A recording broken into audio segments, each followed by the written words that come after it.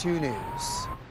Crews had to cut through a street in Melbourne Beach to rescue a 400-pound manatee trapped in a storm drain. We were the first to show you these pictures today of this rescue, and Chopper 2 had an exclusive look at the rescue from the air. West 2's Brevard County reporter Megan Moriarty is live with her now, patching up that street and the hole in the road. Megan.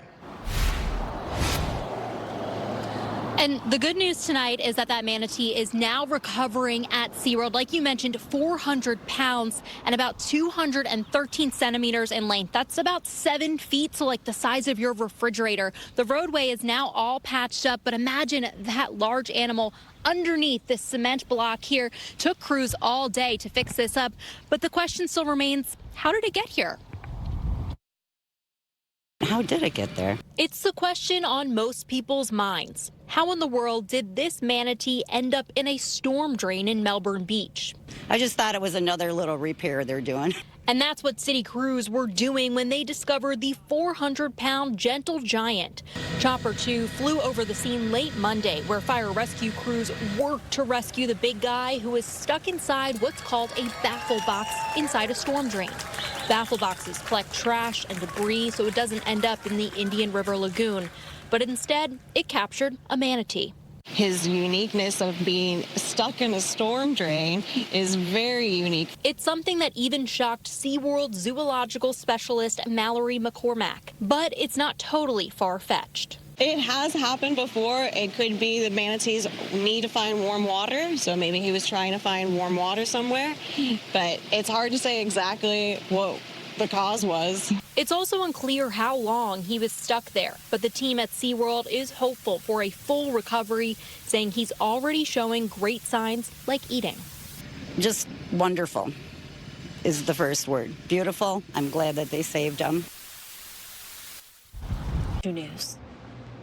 In a West 2 exclusive, we're getting an in-depth look at NASA's plans for the future as we try to go back to the moon in a few weeks. West 2's Megan Moriarty sat down with new NASA Administrator Jared Isaacman at Kennedy Space Center. And Megan, he gave some more insight into the future missions, safety, and even the overall plans after his less than traditional nomination process.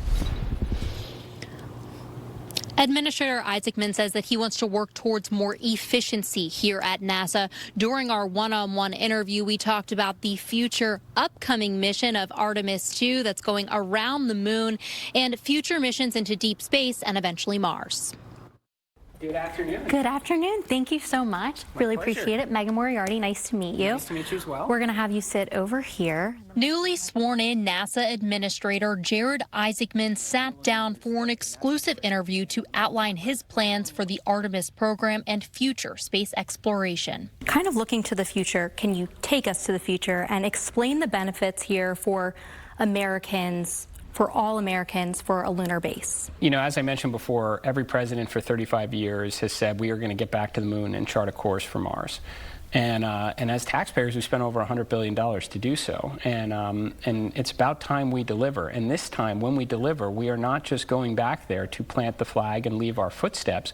We are going to create an enduring presence. As Artemis 2 prepares to lift off from the Space Coast, its thermal protection system and heat shield have been a hot topic.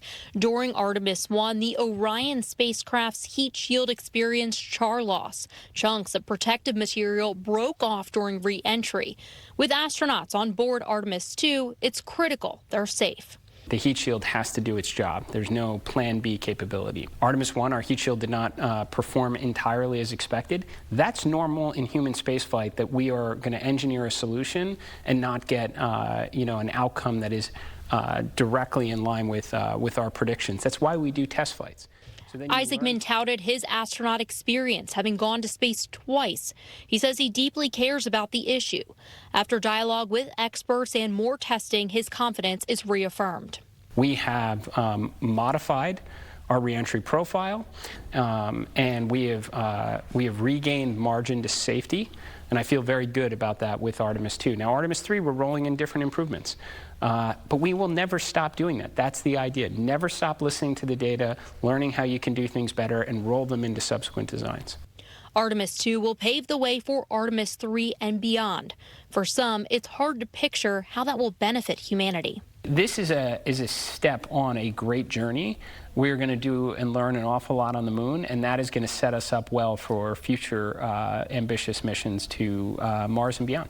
Would you say that this is kind of bringing science fiction to life? Robots here on Earth, things along those lines? Of course. I mean, I think this is what we all hope for as children watching science fiction movies and such, is that someday we would grow up and this would be our reality. And I think that's quickly approaching.